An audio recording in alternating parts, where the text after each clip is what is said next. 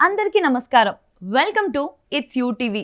గత 15 సంవత్సరాలుగా 30,000 జాతకాలకు పైగా పరిశీలన చేసిన అనుభవం ఉన్న ప్రముఖ ఆధ్యాత్మికవేత్త, జ్యోతిష్య పండితులు బ్రహ్మశ్రీ నందిపట్ల శ్రీహరి శర్మ గురువు గారు మనతో పాటు ఉన్నారు. అసలు కార్తీక మాసం అంటేనే పుణ్యమాసం కదా. మరి అలాంటి కార్తీక మాసంలో విశేషమైన మహోన్నతమైన రోజుల గురించి ఈరోజు తెలుసుకుందాం. అంతేకాదు వ్రత విధానాల గురించి, పాటించవలసిన నియమాల గురించి, ఇంకా మనకుండే జాతకరీత్యా దోషాలు ఏవైతే ఉంటాయో ఆ దోషాలు తొలగించుకునేందుకు చేసేటువంటి పరిహారాలు, దానాల గురించి గురుగారితో మాట్లాడి తెలుసుకునే ప్రయత్నం చేద్దాం.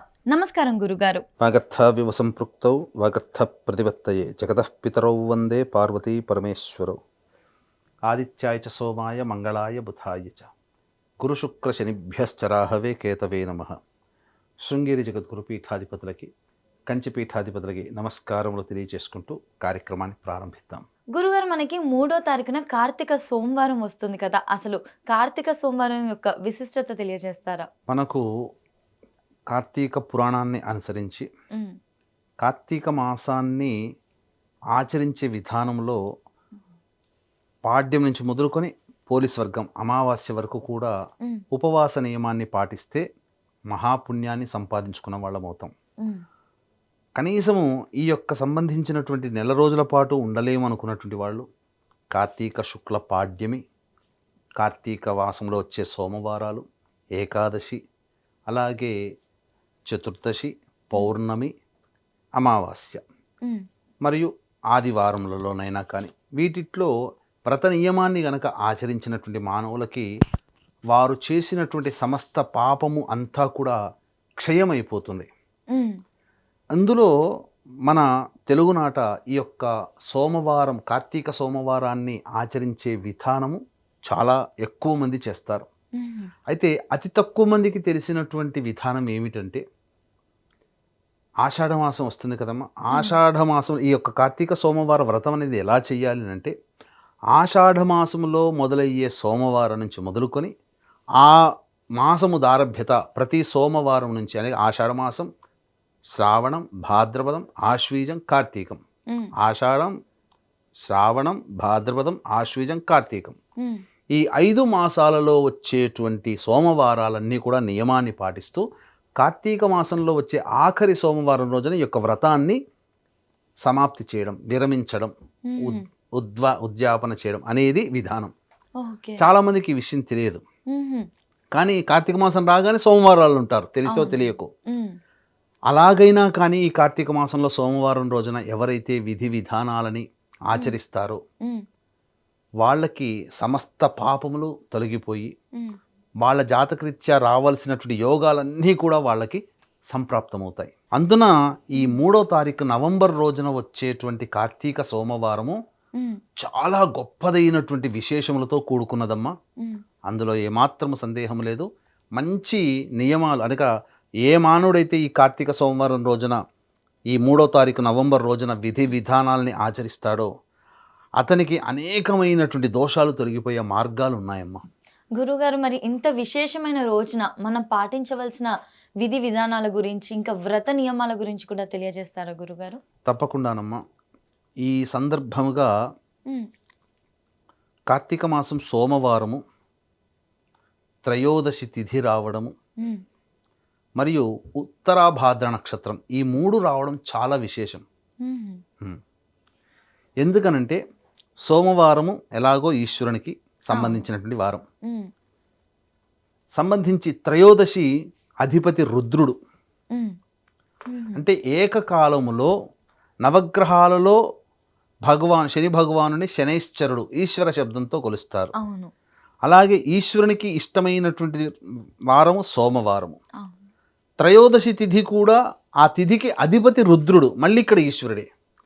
కాబట్టి ఈ యొక్క కార్తీక మాసములో వచ్చే 2వ కార్తీక సోమవారమైనటువంటి 3వ తారీఖు రోజున వచ్చేటువంటి రోజు యొక్క ఆ రోజున ఆచరించినటువంటి దానములు, పుణ్యములు వలన వచ్చేటువంటి యోగాన్ని చెప్పడానికి మనకు మాటలు సరిపోవు. కాబట్టి అనంతమైనటువంటి పుణ్యాన్ని, అద్భుతమైనటువంటి యోగాల కలయికమ్మ.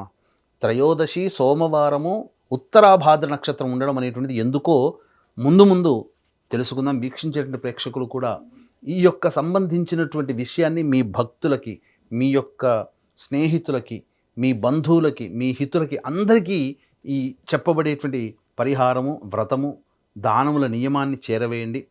వారు 100 మంది చెబితే ఆ 100 మందిలో 10 మంది ఆచరిస్తే ఆ 10 మంది ఆచరించిన పుణ్యంలో మీకు కొంత వాటా భగవంతుడు ఇస్తాడు. సందేహమే లేదు. ఈ కార్తీక మాసం అంతా కూడా పుణ్యమే. ఇక్కడ కోరికలు లేవమ్మా. కోరికలు నెరవేర్చుకోవడానికి వేరే మాసాలు ఉన్నాయి. ఈ కార్తీక మాసం అంతా పుణ్యాన్ని సంపాదించుకోవాలి, పాపాన్ని తగ్గించుకోవాలి. ఆటోమేటిక్గా మనకు జీవితంలో మన జాతకరీత్యా సమస్యలన్నీ తొలగిపోయి మనం ఏం కావాలనుకుంటామో ఆ పరమేశ్వరుడే, ఆ యొక్క విష్ణువే మనకు అందజేస్తాడు. ఏం చేయాలో కూడా తెలుసుకుందామా. వీక్షించేటువంటి ప్రేక్షకులు కూడా ఈ కార్తీక మాసం అంతా కూడా బహుపుణ్యాన్ని సంపాదించుకునే మాసం కాబట్టి కార్తీక పౌర్ణమి నవంబర్ 5వ తారీఖు, 6వ తారీఖు రోజున పద్మక యోగము, ప్రత్యేక పద్మక యోగం ఉన్నట్టు రోజున, ఈ రోజును పురస్కరించుకొని మీ జాతకరీత్యా కలిగే విద్య, వివాహ, ఉద్యోగ, దాంపత్య, అనారోగ్య సమస్యల నివారణకి శని భగవానుడు సంచరిస్తున్నటువంటి కారణం చేత మేష, మిథున, కర్కాటక, సింహ, కన్య, వృశ్చిక, ధనుస్సు, కుంభ, మీన రాశిలో జన్మించినటువంటి వారికి ఈ యొక్క అక్టోబర్ నెల మరియు నవంబర్ నెలలో రవి, బుధ, శుక్ర అలాగే గురుగ్రహములు మారుతున్నాయి.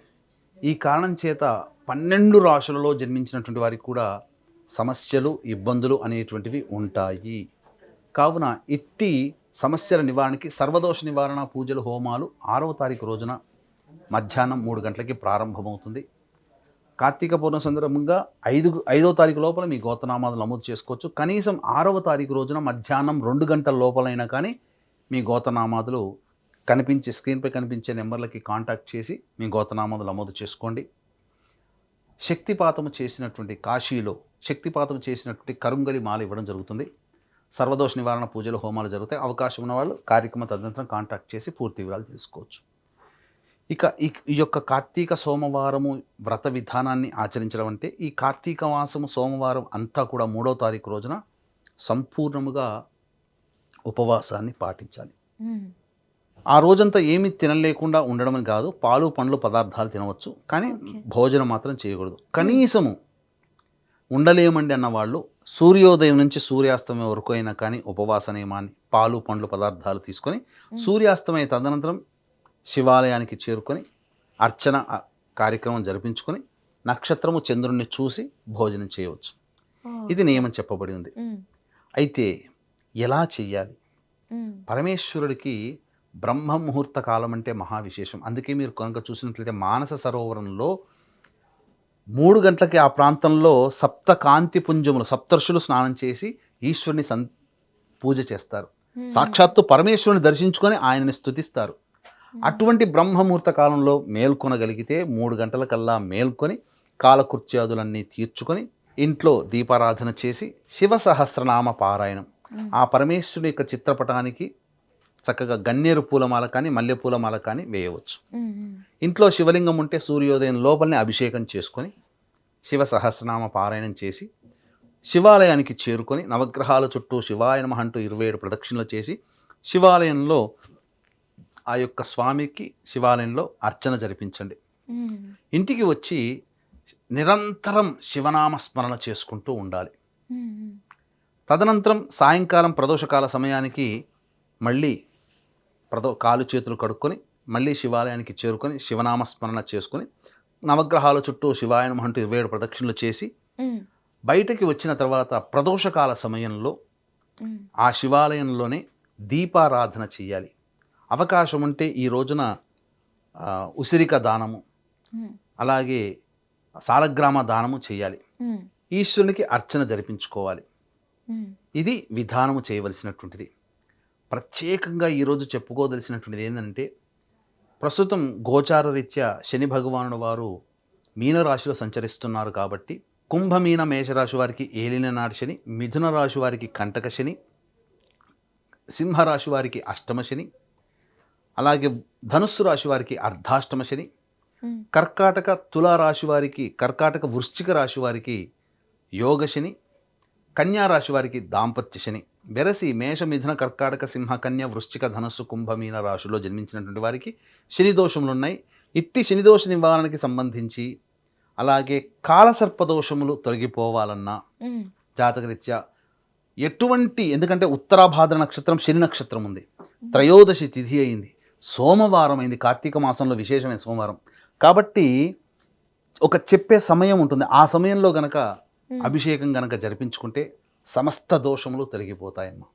కర్మదోషాలు తొలగిపోవాలంటే సోమవారం రోజున రాహుకాలం ఉదయం 7:30 నుంచి 9 గంటల వరకు ఉంటుంది.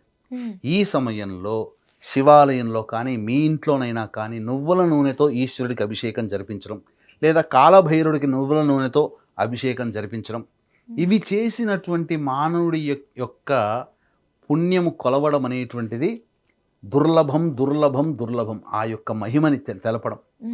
ఆ విధంగా చేయడం వల్ల రాహుకాలం కాబట్టి రాహుకాలంలో చేసేటువంటి అభిషేకము కాలసర్పదోషాన్ని తొలగిస్తుంది. నువ్వుల నూనెతో అభిషేకం చేయడం వల్ల శనిదోషంతో బాధపడుతున్న రాశులన్నిటికీ శనిదోష పరిహారం అవుతుంది. ఇలా అభిషేకం ఈ సమయంలో చేసుకుంటే చాలా మంచిదమ్మా.